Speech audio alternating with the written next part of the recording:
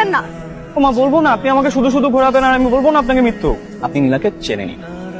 আপনি জানেন যে আমি নীলাকে চিনি বা না চিনি? আপনি একবার নীলার খোঁজ নিয়েছেন? আপনি জানেন যে আপনার সাথে ব্রেকআপের পর নীলা বিয়ে করে অনেক সুখে শান্তিতে আছে? জানেন? বিয়ে করছে? হ্যাঁ, আমার জানতে মাত্র 2 দিন সময় লেগেছে, 2 দিন, যেটাতে 3 বছরেও জানতে পারে।